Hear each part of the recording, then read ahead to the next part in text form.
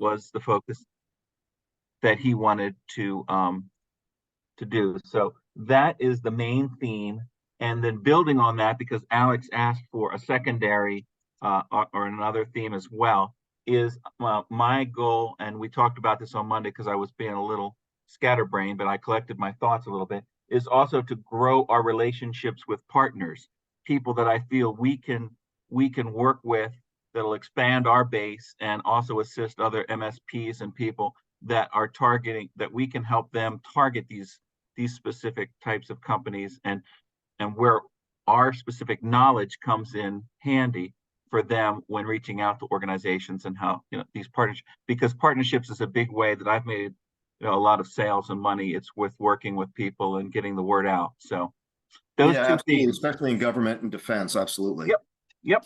So I would so when I look at and I don't know all the details on what Alex had talked to you guys about, but I think there's two parts to it, right? One is who you're targeting, and then the other part is what's your message to whoever you're targeting. So I think that's great, government and defense, and I'm glad that you guys made the change on the website so that when someone goes in there, they know, okay, this is what we're in the right spot.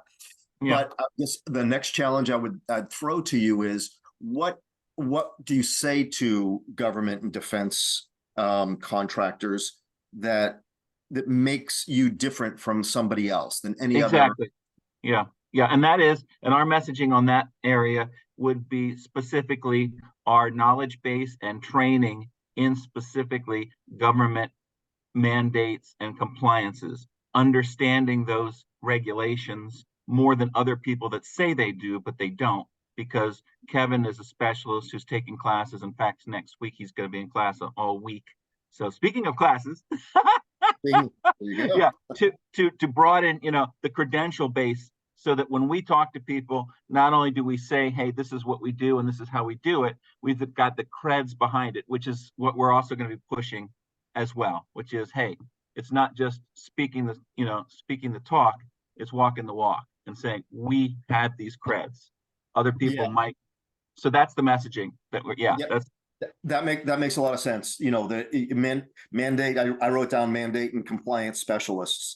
Do you work mostly with DoD, or is it all kind of government agencies? It's all kind of government agencies, but I mean, most of them all tie into the DoD in some way or another.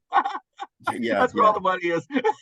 It all flows there, right? Yeah, that's sad, but and I wouldn't, I wouldn't be afraid to, to be putting some of those different compliance, specialists in, CMMC and other different areas that you guys are specialized in. And then you can even take it deeper, where you can click on it and you can see, okay, Kevin is a certified trainer and a certified, compliance audit master, or whatever the things you guys have. It just gives you a different level of expertise. And I really love the idea of partnering. Are you going to put together a kind of an outbound target list of companies that might need? There you are. See, now I can see when the spitballs are coming. Yeah, so I'm working with him right now on that as well, and we just got a new SDR, and I'm talking with him about specifically who we can reach out to as far as partners, which will be more my end of the bargain, which is, while he's attacking these, trying to get new acquisitions and new clients, I'm going to also reach out, try to talk to partners, because I'm, my age allows me to talk to folks a little, more in depth as far as, what are you doing and that type of thing. Right, a consultative approach. Yeah, exactly. Yeah. Okay, excellent. Who's now next? I turn my camera off, but I wanted to say hi. Appreciate it. I felt it was lonely up here, Who's volunteering, or am I picking? I can go. All right. Hi, Pete. How are you? Hi, Angela. Good. Good. So we weren't supposed to use words like increase revenue. I know Alex is laughing at me right now, but another way we wanted to say it is overall growth. So I'll put the things underneath it, what we thought of for overall growth. So we would like to grow the client base for the mid-market. So we kind of have Pam as Alex has said, has her passion project of helping small women-owned businesses. And then she spent a good portion of this year reaching to corporates, but we may try another avenue and tried more for a mid-market range. And she has kind of said maybe more money with less clients rather than us trying to, we've tried to really outreach to these very small, could be 1-person, 2-person women-owned businesses, but it's hard, and we get it, and that's why it's her passion, and she loves to mentor them, and they love her, and it's great. So another area is developing sales and marketing strategy, which Before you go, and I just had a question about that. I like the idea about going up market. Obviously she can mentor and help. Oh, did I lose you guys? Am I still on? I'm sorry. Oh, okay. Sorry, you guys just jumped You're up. still on. Okay, I just want to make sure I didn't disconnect. I touched my mouse button there. So I think definitely it's great, the whole mentoring piece that you guys are doing with the really small businesses. But yeah, to get traction for IT services, yeah, I definitely think mid-market. What size company were you thinking of going after when you say mid-market? What's that mean to you? I mean, she said 20K to 250K. Per? I think for engagement, I think is how she said it. Okay, these are companies that are making 20 to 250K a year. Is that what? I believe so. Okay. Pete, for clarification, can you hear me okay now? Yes, I can hear you. Perfect. So clarification specifically for Pam, Angela, and Sierra over at Triumph, they are focused on trainings and basically making blueprints for the plan of attack. So they're not actually implementing the services except for a couple here and there. So their entire engagement is going to be around the realm of like 25 to 50 TCV, like total contract value. That's it. So it's one and done, but then they can expand, and then they can also look into referral agreements. So I know that kind of got you a little confused when you were like the whole thing. So so I just wanted to clarify for you. Yeah. I was just wondering if what size, because obviously it would be tough to sell to a one or 2-person shop, right? That it's just their IT needs, let's face it, are different than if you have 20 or 50 people that you're working for. And so yeah, I definitely think going upstream, but I think it's a nice niche. Are you working with ones that are government contractors, kind of going back to clients focus? I'll give you just a little more background too. Is we are consulting and training. So we're trying to grow her side of the business where she's speaking to larger audiences, maybe some repeated topics, so we can, we're not reinventing every single time. So we don't actually do the actual remediation or whatever, IT service they need. We have partners for that, but we are on the education and training side of it.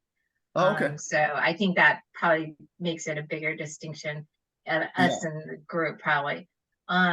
So with that, we are utilizing Alex's help and Alex's team for building our sales and marketing team, our strategy, possibly a new hire.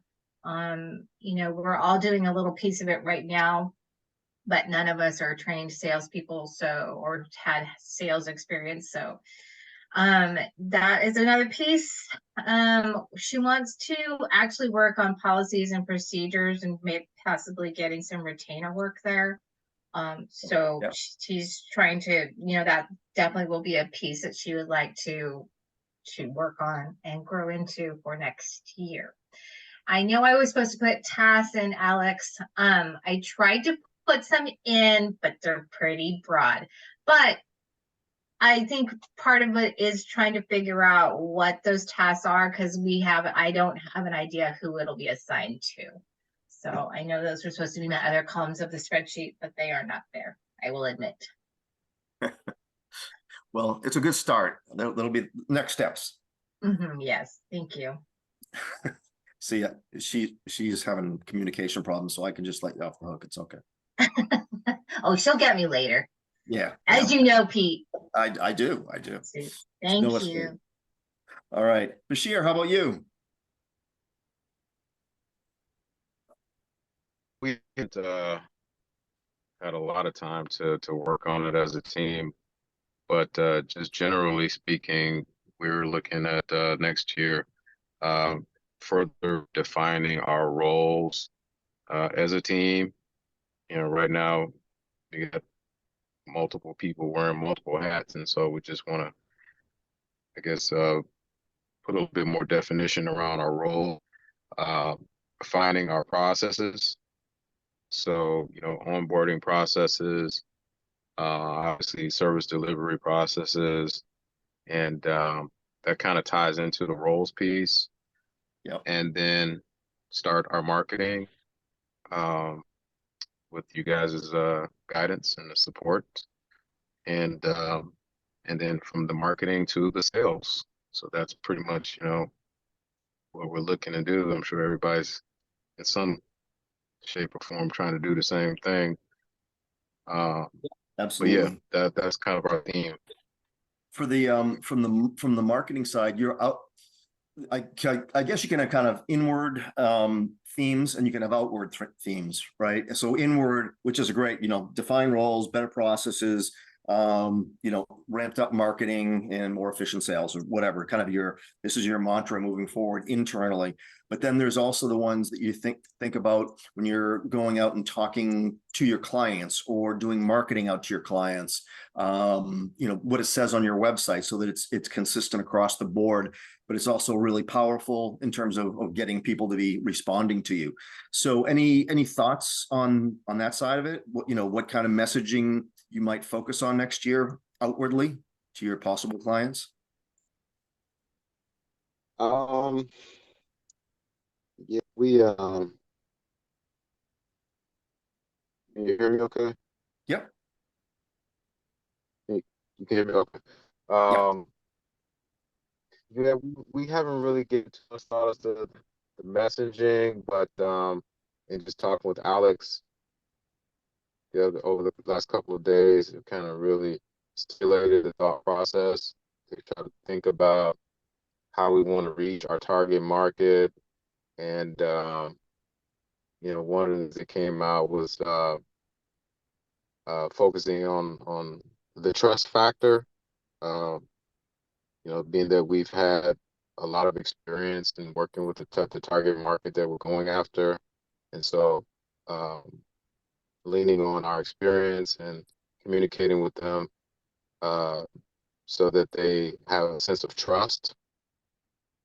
Yeah, that you can differentiate yourself. I mean, you were going after that target market, or you've been working in that market for a number of years, correct?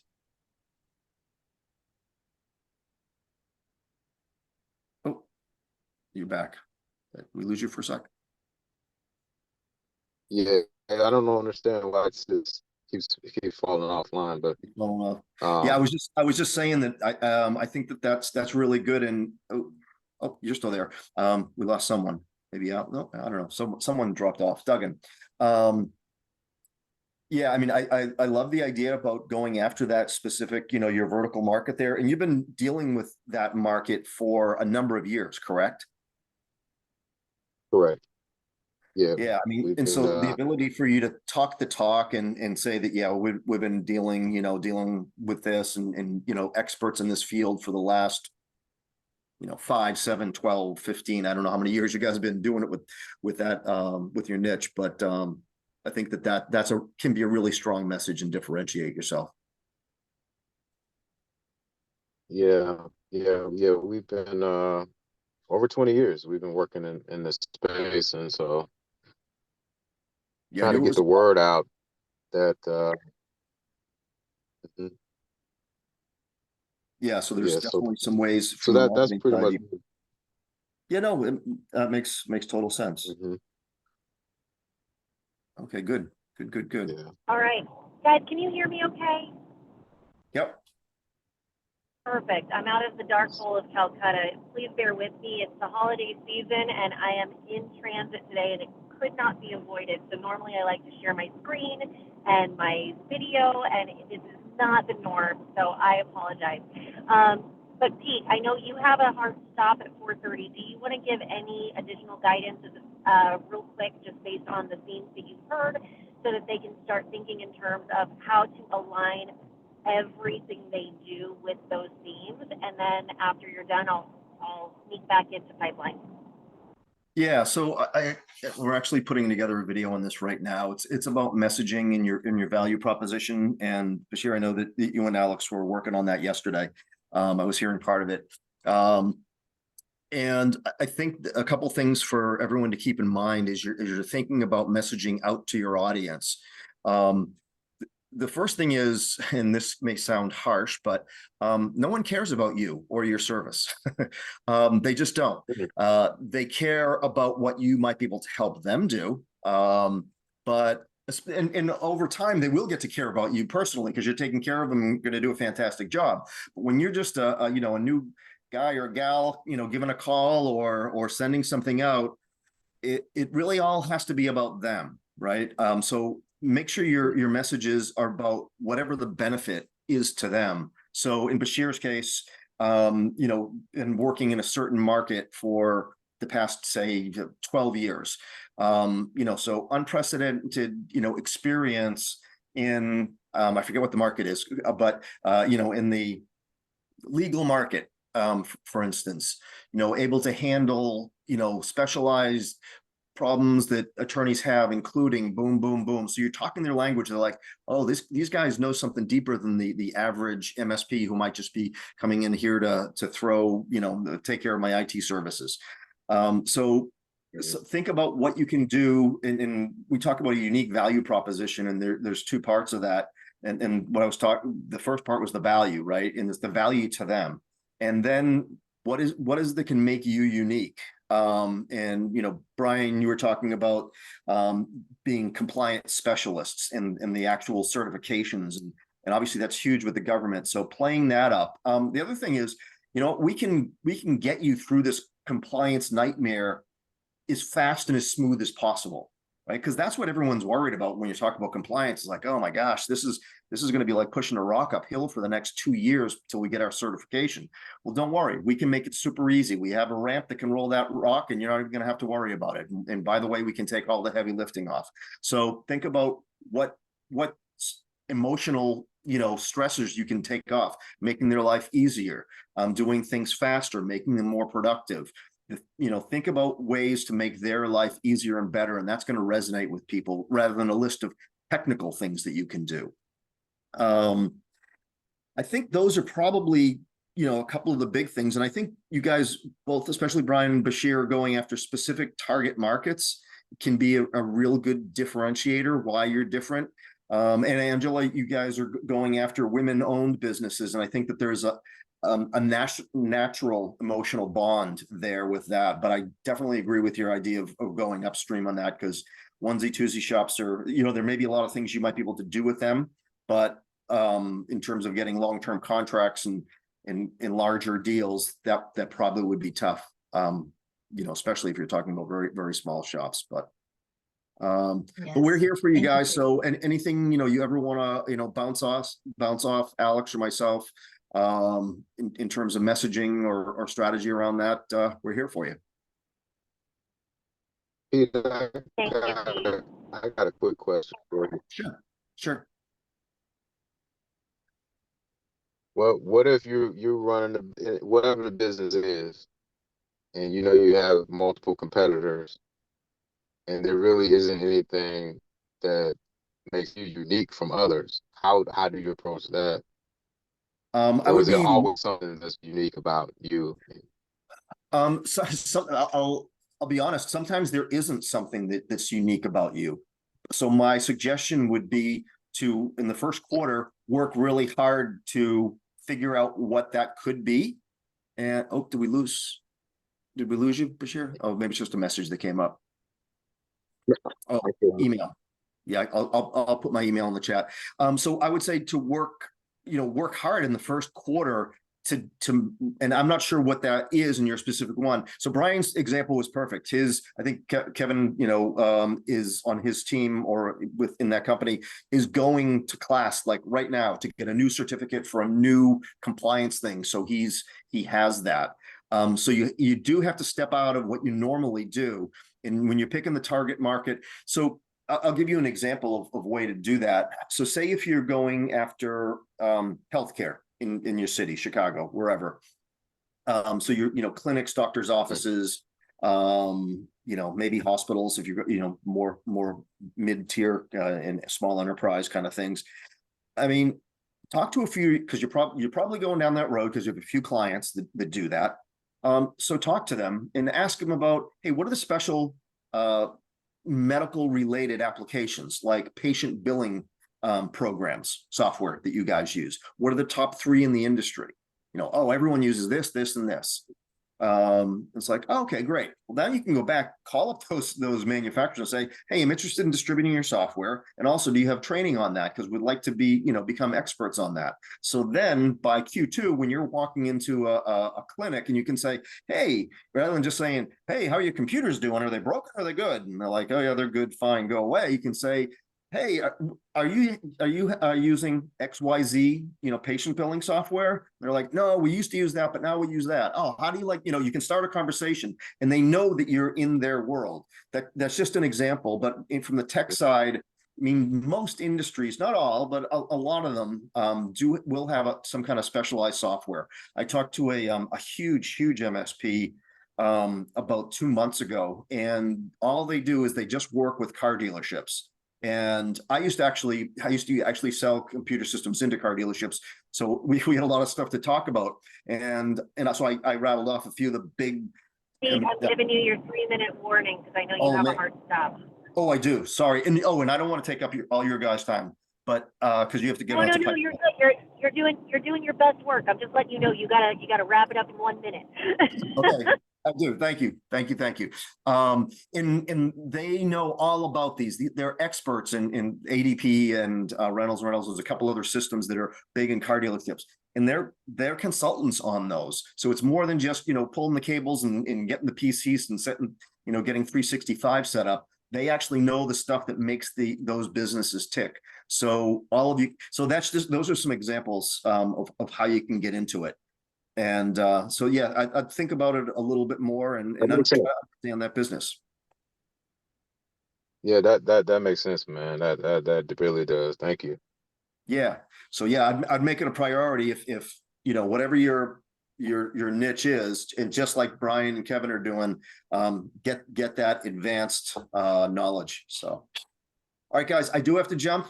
It was great seeing you all. Kind of. I saw Brian for a second. Thank you. Thank you. Thank you. Thanks for getting All on. right, guys. Bye-bye. Thank you, Take Pete. care. Bye. And guys, I really do. I love it when we can all share videos. Now I know, like me right now, I'm in the car, so I'm not going to do that because I don't want to get into a car wreck. But I think we do need to start sharing videos and being present because it just makes such a difference and it gives so much more camaraderie. I feel like we all learn so much more and we get more out of it when we're all engaging with one another. So challenge for 1st of January. I'm not going to make us do it this month because I know everybody's kind of wheeling and dealing and getting around because of the holidays. But first week back from January break, let's all do our best to share video. Does that work for everyone? Yes. That's cool. Awesome. All right. So now we're gonna pivot. Did everybody loves when Pete comes on to his webinars and things like that. He is just a treasure trove of marketing information. So if you guys liked it, I will bring him on more often. Yeah. Yeah, we love Uncle Pete. Okay, so let's pivot. We're going to get into pipeline. And Angela, I am putting you on the hot seat. You want to share your screen and we can go over pipeline?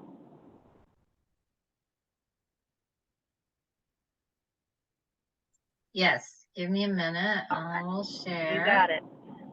And Bashir, I know this is your first one going through, and Brian, I know you're making yourself comfortable with it again because for a while there, Kevin was saying don't use it, and now we're starting to revisit. So that's why Angela's on the hot seat to go through on the first try. So Yeah, and Alex, real quick, just to throw that out at you. Yeah, I'm getting all the data with Kevin, and I'm switching everything over to my name basically. So by next week, I'll have a nice chart, and I'll get together with you on Tuesday or Wednesday so we can just kind of put it into your formatted thing. because now that I've got it once, then I'll have it all I solidified. love that. Yeah, Thanks, yeah, thanks. yep, I love it. yep. Yep, I had that Alex? discussion with Kevin too and moved most of the things into my name. So You got it. And let me guess, you can't share your screen because I Yeah. did the thing that I do. Yep, Yeah. that's, yep, whole sleeve.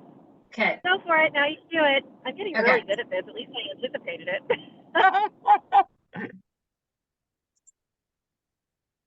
Okay, wait, I'm sorry.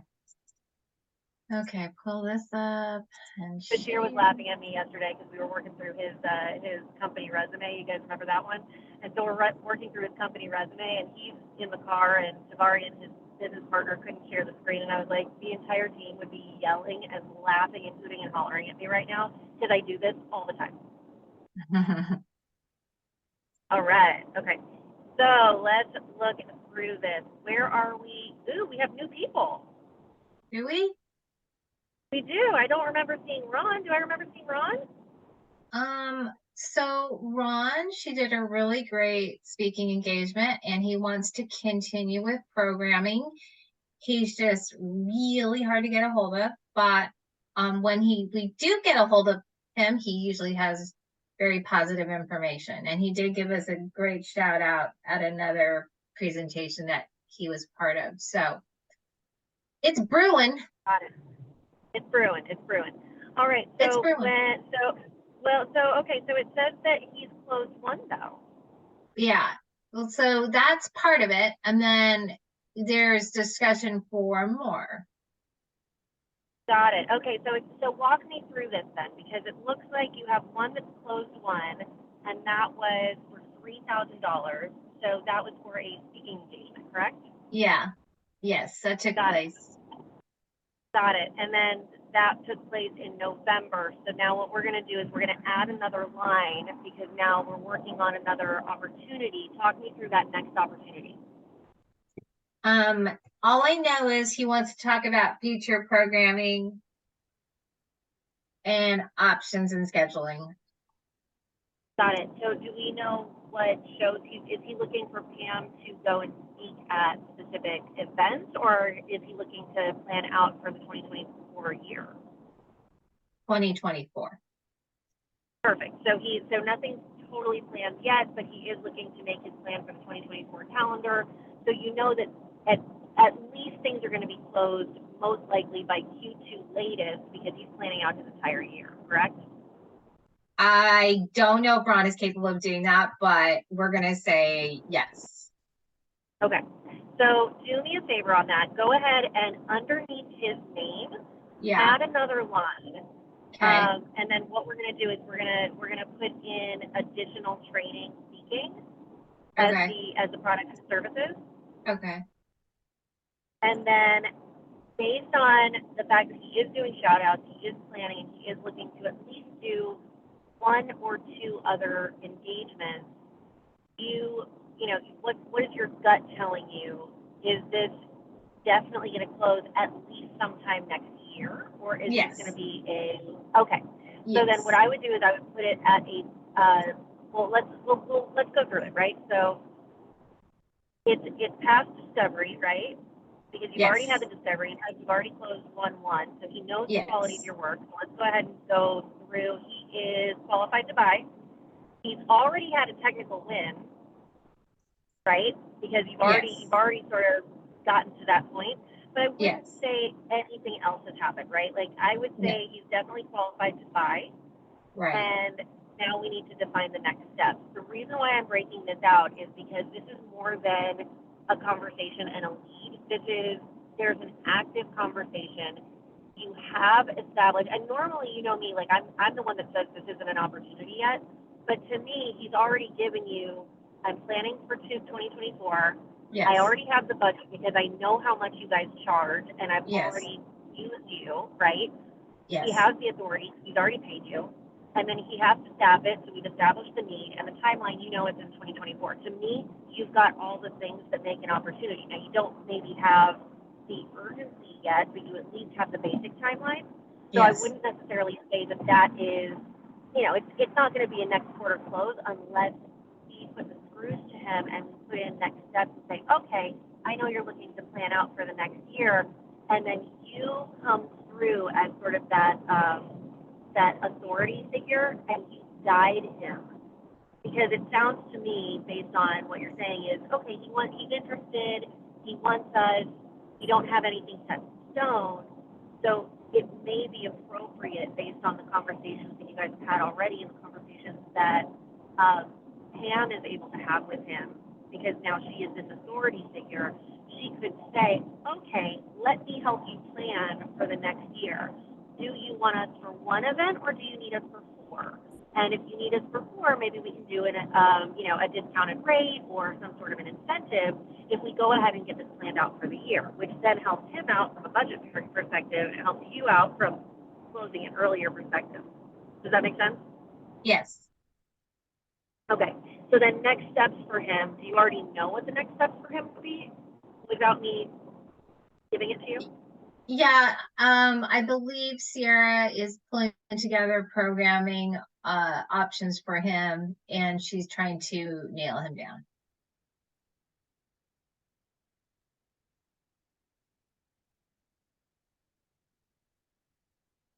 Up with offers for him, I would say let's come up with a calendar for him, because it sounds Okay. like he's trying to fit you in where he can. And so instead of just saying, here's what we could do for you from a funding perspective, right? I would rather come to him and say, okay, let's work this through. Let's reverse engineer this. And what are the events that you're putting together? What are the speeches that are happening? Let me help you plan it out so that you can get either 4 of these, or you can get 2 of these, or you can get 1 of these. Okay. Okay. Kind of make sense? Yes. Okay. All right. Okay. Next one.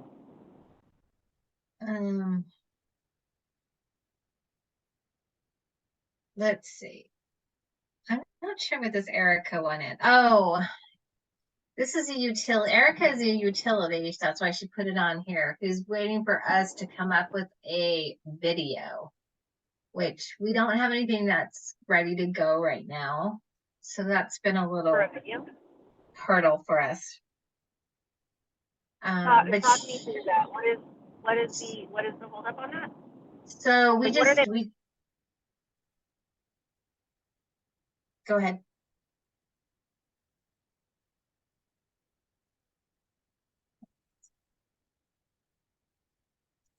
Did I lose? Can you hear me? No. Okay, go now. Okay, sorry about that. And guys, I am so sorry that I'm in transit today. My question is, what are they specifically asking for? I missed that when you were talking. So it's potentially a mentoring program. And I know they're in the initial, they're just throwing it out there stage, and she had met with Pam, and this would be a repeat client, and she asked for a video of Pam in action, and we don't really have anything that's ready to go for like a marketing video of Pam. Got it. So you need like a sizzle reel. Is that what I'm hearing? Yeah. Got it. Okay. So this is one of those little hacks that I'm just gonna say it works every time, 90% of the time. If you can find a good video editor on Fiverr to do a YouTube edit, it is going to cost you $15 to $20. Give them a lot of stills, maybe some video of Pam speaking. You give them your logo, and you have them make a collage and a video montage as if it were a long form YouTube intro and outro, and that might be all they need. Now, if they actually need Pam speaking, then you have it go a little bit longer, but the sizzle reel does not have to be more than that, and I think that would get you through that hurdle. And I know that that's not like, listen, everybody on this call is small enough to be adjusting and pivoting and sort of, making do. And I normally am saying, yeah, okay, do it in-house if you can, but if it's only going to cost you $20 to $50, do that. and just get it done. You know, you'll have it within 24 hours. All you have to do is give the assets. And sure, you go a little bit back and forth with some feedback, but there are some really talented video editors on Fiverr. Yeah, Super fast. that's a great idea. Thank you. It'll totally work, and that way you can, it's off your plate, and you have it now where you can host it on the website on a landing page for other people that would want that information, that would want to see her in action, that would want to see the offering. And this is something that Bashir, you could use, Brian, Kevin could put this on his website. You could all use this as a lead generator, or not a lead generator, but a supporting marketing outreach. So that if somebody says, hey man, I'm really interested in this, but I want to see you in action, or I want to see what this is all about, that's the best thing you can do, is to put it in video, pop it in a sizzle reel, post it on YouTube, make it findable, and attach it to some sort of lead capture form, but then pop it into your website. So then it's going to generate more traffic on the website. It's going to sort of kill three birds with one stone, right? You're generating leads, you're there and you have it, and it's searchable, and it's content on social media, and then you also have that sizzle reel for when people say, hey, I need some more information, and it costs you all of $25. Yeah, great idea. Okay, so I would get that done ASAP. Yeah. And then the next step, right? So after you get that sizzle reel and you post it on your website and you send her the link, what's next? I'm supposed to send her that and a follow-up meeting, I believe. So here's my question. I don't have an amount and I don't have a deal stage on it. So, or do I? Do I? Is that the right word? Yeah, I don't have an amount. Okay, so for a mentoring program, if you are getting less than $5,000 from a mentoring program, it's not worth it. So Okay. what I would do, especially because you guys haven't even created it yet, this is all part of what you're doing. And again, This is residual income, so this is something that almost everybody on this call could absolutely do. So, you know, for those people that need sort of a done with you program, similar to what we're doing, right? And I'm teaching you guys how to figure out how to forecast and work your pipeline effectively. Everyone on this call could potentially put together some sort of a program where okay, guys, you don't want to pay my rate? That's totally fine. We've got online resources, you've got downloadable content, and every single one of you could be doing something like this.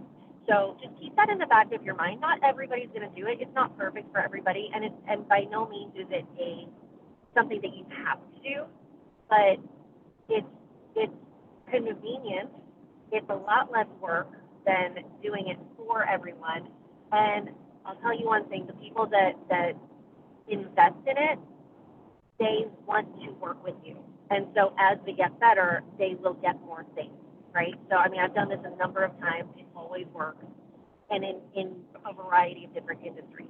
So what I would say is price it, make sure that it's around the 7,500 mark, because that way it's worth your time to even, you know, create it.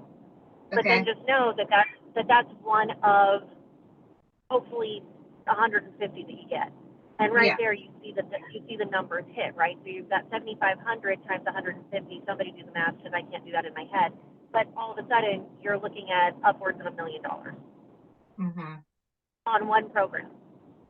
Right. Okay. So deal stage for that one. She's the one that expressed the interest. So I would say you absolutely have a technical win. You understand that she has the budget for something like this. She has the authority. She has expressed so much interest in wants you. I mean, back it up. I don't know if she has the budget. I know that she's a decision maker.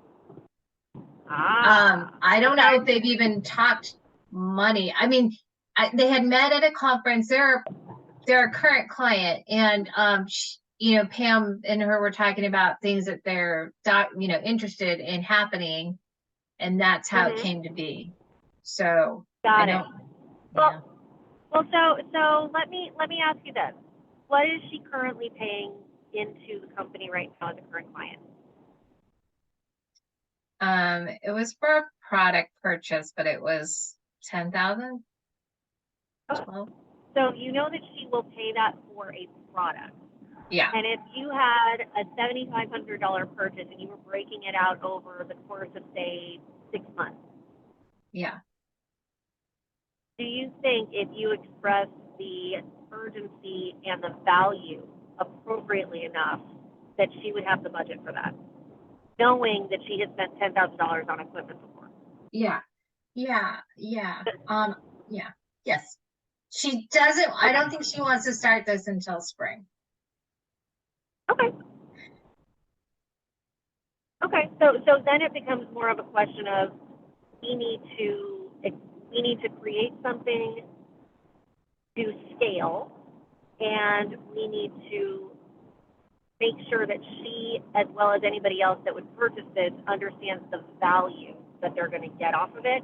And once you deliver the value on something and you overextend or over deliver, give as much content as possible, help them as much as possible without taking away from your time, there's no reason why they wouldn't invest in that amount. Yeah, But that's yeah, they but really that's like but her. that's but that's when you get into like more of a philosophical discussion where it's like, okay, it's the philosophy of the sale, right? It's are we, what comes first, the chicken or the egg? Are we selling based on value or are we selling based on need, right? And so the art of the sale is really coming and doing both effectively. And when the need is there, building the value up so that there's absolutely no way they could say no. You know what I mean? Right. Yes. So that's, I think that's kind of where you are on that one, and I think they are qualified to buy. And I think at 7,500 now you've got something tangible to work towards, and it's not even a question of, hey, we don't have a program yet. It's, hey, we've got 10 people in pipeline. It's all worth $7,500 a pop. To me, this is starting to become tangible. We need to get this going. And now you're starting to see this pipeline where you better figure out the deliverable because you've got money just leaving it on the table. Mm-hmm. Okay. Is this making sense why I'm saying it the way I'm saying it? Yes. Because now we're talking math. And once we talk math, it's really easy to kind of like make sense of it all.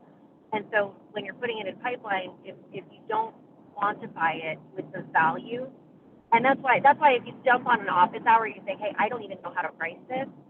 I'm happy to have myself, Nick, Pete, any of us take a look at it and say, okay, well, listen, it's not even going to be worth the production value if you don't at least get 7,500 on it. And now you've got some sort of at least a baseline tangible. Okay. Yes. Thank Okay. you. Yes. Got it. All right. So next one. What are next steps on that? It's just getting the sizzle reel and sharing it on the website and creating the link, right? Yes. Okay. So next one, where are we? Because we've got, I promise I'll only do one more for you because I know you're on the hot seat, but I know we can get through at least one more with you. I don't know what Meredith is. I'm sorry. That's okay. Okay, this Kristen, okay, we did what you said. We reached out and she's the one where her and her husband have potential work with Pam. And so we have put it out there for her to go up there and have lunch with the two of them. And I think we're just waiting for Kristen to confirm on that. All right, so we're waiting on a confirmation on a meeting. What is that meeting, a closing meeting for Pam, or is that meeting a reestablishing the sense of urgency meeting? Yeah, it's the latter. Okay, all right, so we're reestablishing the sense of urgency. So when we're doing that, then the next step is going to have to be an immediate follow-up, reiterating the selling points. And I know that's going to be harder for you and Sierra to do because Pam's the one that's taking the meeting, but Pam is not going to send that follow-up email, right? So Right. she's not going to have the time. So one of you has to be the person to literally say, what was your takeaway? What did they say? What did they think? And then pop it into a recap and send that email. Right. Because that email is then going to define next steps of, okay, we just, recapped what the conversation was. We established the sense of urgency. You told us what was going to happen if you didn't do this. So here's our option. We either move forward by X date, or we kick rocks and you tell us later, you know, like you reached out to us at some other date, right? Right. Because this is the one, and correct me if I'm wrong, this is the one that has been going back and forth a little bit, where it was like, we have to escalate it to my husband, and I can't make the call. Is that one? No, actually, that one came through. Oh, okay. No, this is another one with a husband who needs cyber help, but he just hasn't responded to any of us. And so then you said it was okay for us to ask her, hey, you know, we wanted to. Oh, that's one. Yeah. Yep. Okay. All right. Yeah. So either way, I mean, listen, once they go ghost, if you can get the meeting, just reestablish the sense of urgency and do that recap, and then set the expectation of next steps. Okay. But you know, if for whatever reason that meeting gets postponed or canceled, I would put them into the nurturing campaign and let it lie. Okay. So, all right. Okay. So I think, do you have any other questions on your pipeline before I pivot? No, thank you. Okay, you're welcome. All right. So, Bashir, Yes. how you feeling? Did I put you on the hot seat? You said that you attempted to fill out my template. Yeah, I attempted. Okay, that's okay. Listen, you got to start somewhere, and this is friendly fire here. So I'll be tough, but I'll be nice. Same with Angela and Brian. Brian didn't even do it yet, so you're fine. Oh, okay. All right. Let me see if I can pull it up here. All right. But do you understand, like, since this is your first pipeline, are you seeing kind of how we go through all of the stages and all the steps and why each one is important? You know what? I'm trying to understand it. I You'll mean, get and there. just yeah. You'll get So there. I just I worked on the template, and let me see if I can pull it up here. I worked on it. Only thing I was able to do was put the company name and the contact information, and it didn't seem to me that the drop down the status that you know, where these particular clients are in the pipeline or in the process, it didn't seem like it matched what was in the drop down. Okay. But maybe you know, because I didn't understand which one, well, you know, what they all were. Yeah. We can go through that. That's one of the reasons why I wanted to work through yours specifically, because I wanted to walk you through it, and I wanted you to see somebody else's so that you could kind of match it a little bit. Are you trying to share your screen? Yeah, I'm trying to. Hello? Trying to log into it. You know, what I did was I just picked up on the template and I saved it in that same folder. I saw that there was another. I don't know if that was Woody that saved his in Yeah. there as well. Yeah, so we want to make sure that you save it in your own folder because we don't want to have any access issues. So try to save it as a file in your own drive, and then you can access it no matter what all the time. It'll be a lot easier so that you can access.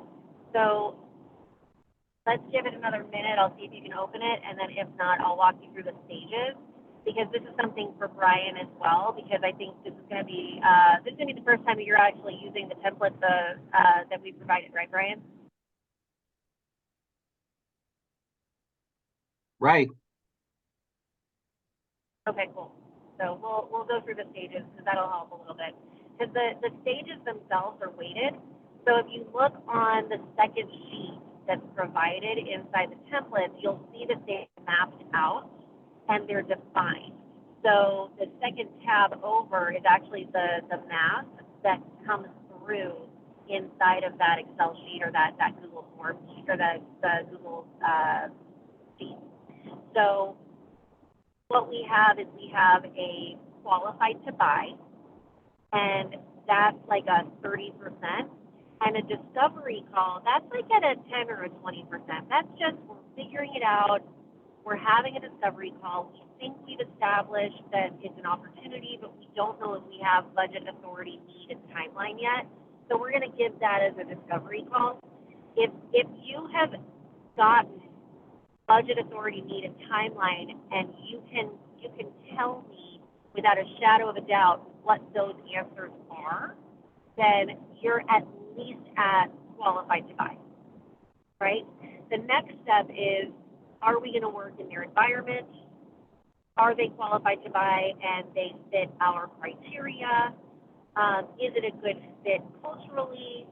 Is it a good fit technically? And is it a good fit financially? If you have all of those, then that's going to take you over to a technical win, right? So once you're at a technical win, now you can start talking pricing and putting quotes together. But if you don't have a technical win, there is no reason a quote should ever be sent. So if somebody's asking for pricing, and this is kind of how we use this as a barometer so that we make sure that we're not getting ahead of ourselves in the conversation. Now, I'm not saying you can't get to a technical win on the first call. That's fine. You can do it.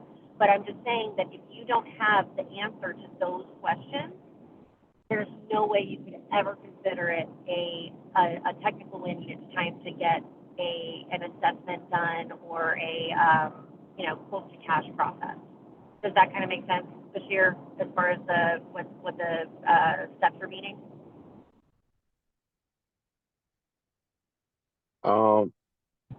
Somewhat. Okay. Yeah.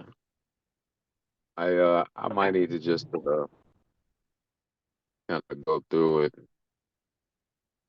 You're fine. Again, Slash that's why we have our and that's why we have our office hours too. So if you're having any sort of technical difficulties or anything like that, I'll take you off the hot seat on this one. I know it was your first week, so don't worry about it. Let's just talk through the stages, because I think Angela, you're pretty good at it, but even still, sometimes we go back and forth and we have to discuss, okay, but where is it really, right? Brian and Bashir, you're not as used to doing this, so let's go through it a little bit, because going back to basics is going to allow you to see where the pipeline is actually weighted and what you're going to need in your prospecting or in your lead qualifications, so that we can have the right amount of conversations, the right amount of meetings to fill the pipeline so that you can actually hit a quota, right? So that's why we have that drop down, that weighted pipeline. And then I even go a step further and say, okay, based on that number that comes through, you have to have 5x minimum inside your pipeline for that quarter in order for you to hit the quota that you've been assigned or that you've assigned to yourself. So if you don't have that, ain't no way in hell you're going to hit that number. It's not going to happen. Hate to break it to you, it's never going to be there. So that's and I have that number just because I know the business so well and I know the averages, and I have had the best luck at a 5 to 7x, depending on the service, right? If you have a transactional service and you're just printing like money off, paper, and it's software related, you actually want to do a 10x, because people will hem and haw, and you need 10x of pipeline, but your quotas are often a lot higher, right? So when we're selling services, what we want to do is we want to cultivate that relationship, and once that weighted pipeline is calculated, you have the ability to say, okay, I have the weighted pipeline, so maybe I have 10 to 11 opportunities, but some are at different phases, some are at different points. There's a 20%er, there's a 60%er. You see what I mean? So the value is adjusted. Once that value is then calculated, you got to have at least 5x. Kind of make sense? Yeah. Yep. Yeah. All right. All right. Well, then I will. Yeah, so do me a favor. Well, the two of you, Angela, not so much because I already know that you know how to fill this thing out. Brian and Bashir, why don't you guys email me, because we're coming up to the end of our session here. Why don't you guys email me a link to your live file as it is now? I will look at it and I'll tweak it a little bit. We'll work on it together so that between now and next Thursday, you guys are super comfortable with it. Does that sound good? Yeah. Okay, yeah, that's good. Thank you. Yeah. You got it. And then just make sure that you're on office hours on Tuesday, and I will walk you through that. Brian, also with your SDR, what's his name? Is it Kyle? Don. Charlie, Charlie. I was totally off. Sorry. like the chocolate Okay. factory. See, if I say that reference Yep. now, you shouldn't forget it. I really wish that was the case. My memory is super awesome. So I've invited him to our office hours as well, because I think that Monday it'll be fun for him to understand kind of how his role impacts. I actually like the idea of some SDRs getting in on this, because if they want to move up in organizations and they want to be sales reps and they want to understand the process, this is the ground floor, and then CEOs are in this as well, because they have to understand the whole process. So this is not a place for egos. This is not a place for anybody to feel like they are better than anybody. We are all getting in this together, right? So I want him to understand what you're hearing every Monday, and then also he will have his own spreadsheet on the pipeline, and he's not going to be aligning to live opportunities, but we're going to measure his a little bit differently. And what this is going to do is also it's going to allow the CEOs and the sales reps and the heads of operations for other organizations to see how I measure an SDR, because I have a feeling you guys are going to be able to sneak that out, use that template as well, which I will share with everybody, so that when it's time for you to have an outbound dialer, or when it's time for you guys to automate that, or to bring somebody in for account management this year, you guys all will understand what I'm measuring based on, because it's not based at that point on the dollar amount of the opportunity, because it's not an opportunity yet. What this is based on is how many dials, how many voicemails, what the conversion rate is, how much talk time they had, and how many meetings were set up. And so when you start measuring that, you'll start seeing what's most effective, and then it starts affecting how many deals you make in pipeline. It's very cool when you start measuring it. You start looking at it on the same Excel. So Great.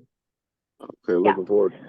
Yeah. all Alex, right, guys. Alex, just so you know, so I've created a spreadsheet, and by the end of tomorrow, tops Monday, I'll have something with all the stuff in there. I'll send it to you so you can take a look at, and we could I want to then get it into your format. You know what I mean? Yep, absolutely. So, Let's just hop on Tuesday and we'll work through it then. Yep. Okay, good. All right, guys, have a great one. Thank you so much for being patient with me and letting me be in transit this time. I know it's not normally how I roll, but I appreciate your patience. All Thank good. No problem. you. Thanks, Alex. Thank you. All Thanks. right, and Angela, tell Pam I'm thinking of her. Oh, I will. Thank you, Alex. Have a great All weekend. right, bye-bye. Bye. Bye. Bye, you too.